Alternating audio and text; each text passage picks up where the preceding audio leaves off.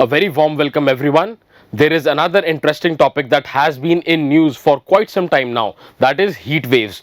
तो एक बार समझते हैं कि heat waves का बेसिक कंसेप्ट क्या है, इस बार heat waves इतनी ज़्यादा सीवियर क्यों बन रही हैं और आने वाले टाइम में हमारे को और सीवियर heat waves क्यों देखने को मिलेंगी, राइट?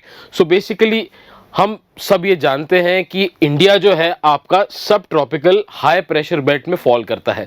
बेसिकली जो आपका नदर्न पार्ट ऑफ इंडिया है, it falls right on the subtropical high pressure belt. तो सब ट्रॉपिकल हाई प्रेशर बेल्ट पे एक्चुअली हो क्या रहा है, आपका जो Hadley cell and Feral cell पे एयर सिस्टम जो सिंक कर रहा है वो एक dynamically induced high pressure belt create करता है. उसका क्या मतलब है, इमेजिन करो जैसे ये एयर गिर रही है, it is just like a waterfall. आपकी एयर नीचे सिंक कर रही है, गिर रही है. एयर जब गिरेगी नीचे, it will be force to compress. जब एयर कंप्रेस होएगी, it will gain more energy. कैसे? पार्टिकल्स जो है एयर के, they will be force to compress. जब पार्टिकल्स कंप्रेस होएंगे, उनमें क्या ऐड होएगा? More energy.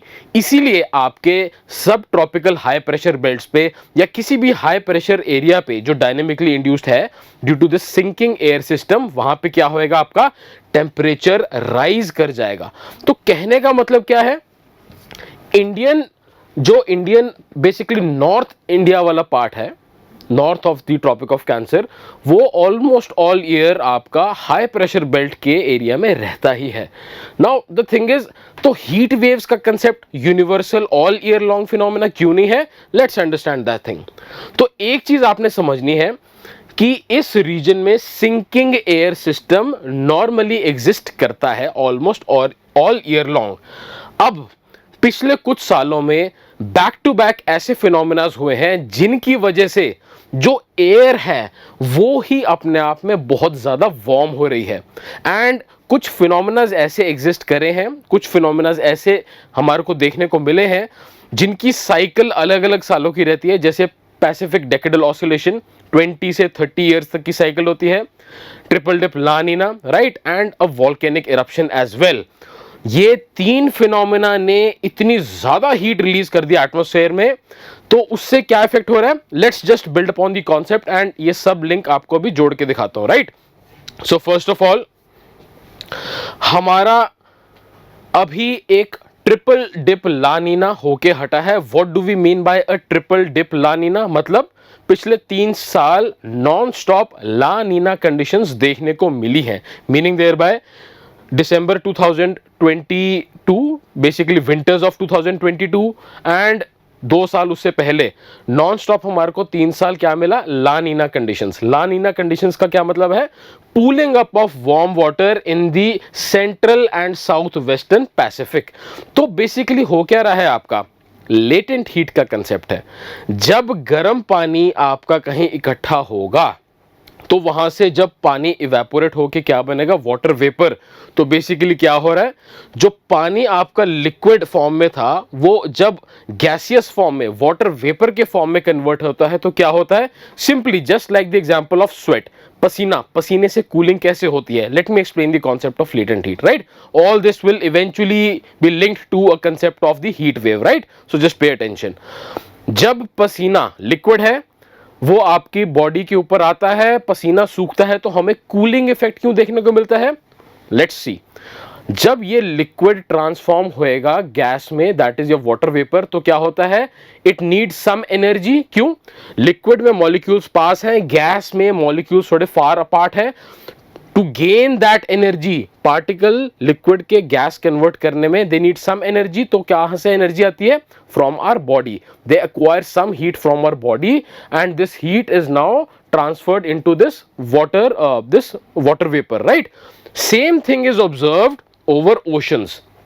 ओशन में गर्म पानी की वजह से क्या होता है, ये पानी जब इवेपोरेट होता है तो ये वाटर मॉलिक्यूल जब वाटर वेपर में कन्वर्ट होता है तो अपने साथ ये ओशन के कुछ हीट लेकर एटमॉस्फेयर में ले जाता है.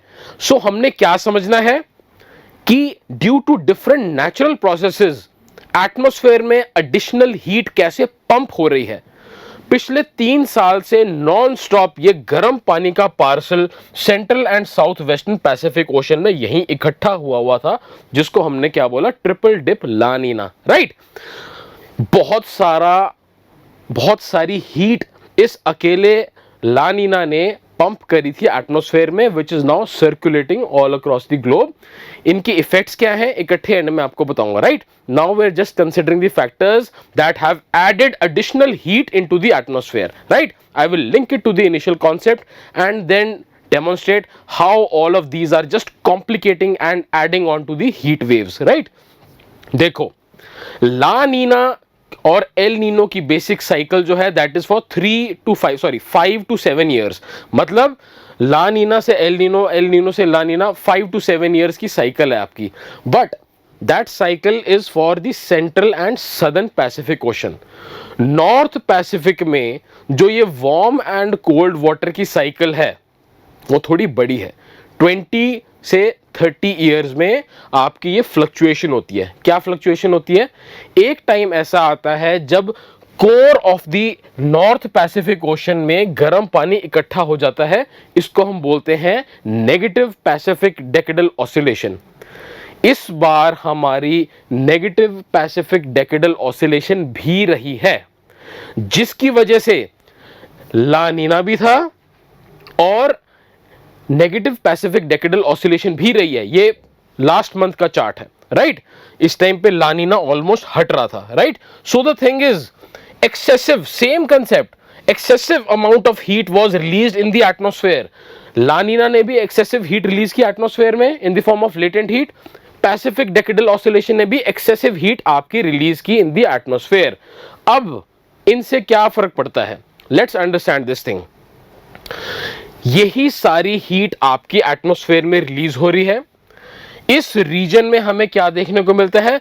सब ट्रॉपिकल हाई प्रेशर बेल्ट। तो एयर में जब हीट ऐड हो रही है तो जो एयर ऑलरेडी सिंक कर रही है वो अपने आप में ही क्या है? गर्म है। हीट ऑलरेडी प्रोड्यूस हो रही थी एयर कंप्रेस होने से, लेकिन अब जो एयर सिंक कर रही है वो अपने आप में गर्म है। वो गर्म हवा फर्दर कंप्रेस होके और ज्यादा गर्म हो जाएगी और गर्म हवा और कंप्रेस होने से और ज्यादा गर्म हो जाती है and that is the root cause of your heat waves. Normally subtropical high pressure belt में ये हीट बेल्ट्स देखने को मिलती हैं, dynamically induced high pressure belts में। बट अगर जो एयर सिंक कर रही है वो अपने आप में ही इतनी ज्यादा गर्म है तो कंप्रेस होने के बाद और ज्यादा हीट जनरेट करेगी। अब ला नीना और पैसिफिक डेकेडल ऑसिलेशन की वजह से इंडिया पे क्या इफेक्ट पड़ रहा था? वो हीट वेव इधर क्यों आ रही थी? जब भी आपका कोई लोकल फिनोमेना जनरेट होता है, जो एयर कन्वेक्शन करंट आपके जनरेट हुए थे, ट्रोपोपॉज को हिट करके वो अपने डिफरेंट सेल्स क्रिएट करते हैं, राइट। सब ट्रॉपिकल हाई प्रेशर बेल्ट वाला तो सबसिडेंस है ही।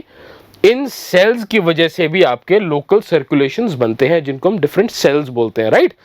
तो बेसिकली इस एरिया में क्या हो रहा था? पिछले 3 साल से नॉन स्टॉप आपकी इधर से कन्वेक्शन लग रहा था and it was spreading after hitting the tropopause and constantly आपका वार्म एयर यहां पे सिंक कर रही थी beyond the subtropical high pressure belt. तो basically it was just adding on to that, right. तो क्या हो गया? Subtropical high pressure belt भी एयर सिंक करवा रही है, इन सेल्स की वजह से और एयर सिंक हो रही थी, प्लस जो एयर आपकी एटमॉस्फेयर में ऑलरेडी प्रेजेंट थी जो सिंक कर रही थी उसमें हीट भी ऐड हो रही थी। ये 2 फैक्टर्स ही अपने आप में बहुत थे to induce strong heat waves. But in January 2022 something very unique happened and we need to understand that as well, right? Okay, before I come to that point there is another thing related to this only.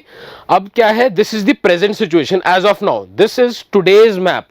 आज के दिन में आपका वो negative Pacific decadal oscillation धीरे धीरे अब shift हो रहा है।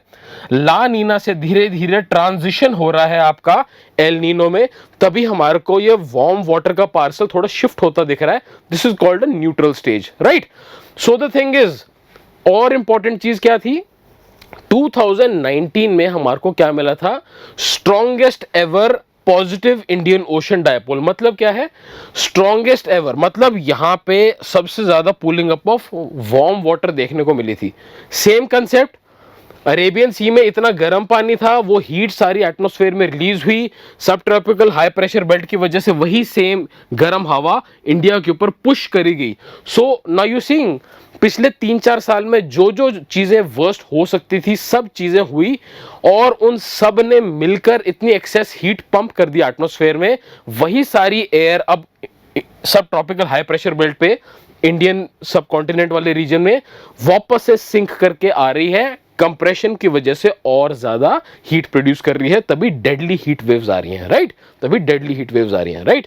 एंड इस साल फिर से आपका अब पॉजिटिव इंडियन ओशन डायपोल बनना शुरू हो गया है, राइट। 2019 में बना था लास्ट, पिछले कुछ महीने, ये 1-2 महीने पुराना है हमारा, तब पॉजिटिव इंडियन ओशन डायपोल नहीं था, क्यों, ट्रांजिशन फेज चल रहा था, 2019 में था last positive Indian ocean dipole, और अब आपका फिर से बनना शुरू हो गया है, मीनिंग देयर बाय और ज्यादा हीट वेव्स आने वाली हैं, राइट।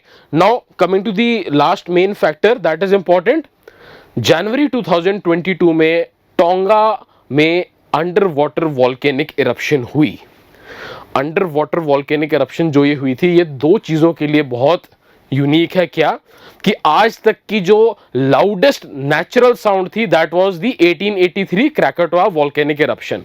जो ये वॉल्केनिक इरप्शन थी टोंगा वाली, that is the second loudest ever natural sound recorded, but that is not the main thing that we are concerned with for this video.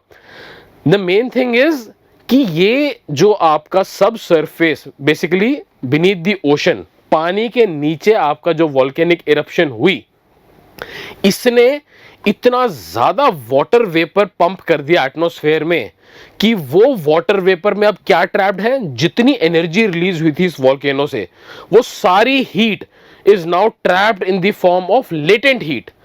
Water vapour is also a green house gas. ये volcanic eruption ने इतनी ज्यादा आपकी water vapour pump कर दी इस time पे atmosphere में, और उस वाटर वेपर में इस टाइम पे इस इरप्शन से जितनी भी हीट रिलीज हुई थी वो सब हीट ट्रैप्ड है इन the form of latent heat. तो मतलब क्या हुआ, एटमॉस्फेयर में इस टाइम पे नेचुरल सोर्सेज की वजह से एक और सरप्लस हीट सोर्स ऐड हो चुका है। All of this water vapour is now blanketing over the earth, जिसकी वजह से अपर एयर में टेम्परेचर अब क्या हो गया, और बढ़ गया। यही वार्म एयर अब जब सिंक करेगी सब ट्रॉपिकल हाई प्रेशर बेल्ट्स में, तो क्या है, और गर्म हो जाएगी, जिसकी वजह से क्या होएगा, even more severe heat waves, right. But बीच बीच में हमें कुछ कोल्ड स्पेल्स क्यों देखने को मिले, जैसे अभी रिसेंटली इतनी बारिश हुई, टेम्परेचर एकदम 32 से सीधा 18 डिग्री पहुंच गया। How come? Because of western disturbances, temperate cyclones, they tend to flow, right? Although आपका दिसंबर टू फरवरी तक आपका वेस्टर्न डिस्टर्बेंस आते हैं, जिसकी वजह से हमारी थोड़ी लाइट रेनफॉल देखने को मिलती है, but they may extend a little further as well. जैसे हमारी हिमालयन सुनामी के टाइम पे 2013 में हुआ था, जून तक वेस्टर्न डिस्टर्बेंस परसिस्ट कर गई थी, right.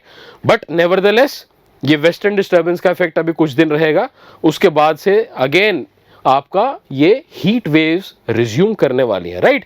Now as far as the classification goes, the Indian meteorological department has a set parameter to determine what do we mean by heat waves, कब आपकी वार्निंग्स जनरेट होती हैं, राइट। सो बेसिकली अगर आपका plain region में temperature 40 degree पहुंच जाता है और आपका हिली रीजन में 30 डिग्री पहुंच जाता है, तो it is a normal criteria for declaring it as a heat wave. But then again they have two different criterias as well कि normal temperature से कितना departure है, right? What do we mean by normal temperature? आप एक long time का average लेते हो particular years का, उन सालों में कितना normal temperature रहा है, उस temperature से कितना deviation है, it will decide your heat wave or a severe heat wave. Or it is also based upon your actual maximum temperature that is observed on a particular day. Like if it is more than 45 degrees, then it is a heat wave, and if it is more than 47 degrees, then it is declared as a severe heat wave, right? So more or less these were certain unique factors that we need to consider. Why? Because global warming के लिए जितने human responsible हैं, इस बार mother earth ने जितने negative scenarios हो सकते थे सब बैक टू बैक हुए हैं, जिनकी वजह से नेचर ने खुद एटमॉस्फेयर में इतनी ज्यादा हीट पंप कर रखी है, वो सारी हीट अब वापस से कंप्रेस होके और हीट जनरेट करके सिवियर हीट वेव्स लाने वाली हैं, right? So that was all for this video. Thank you so much. Stay tuned for more information.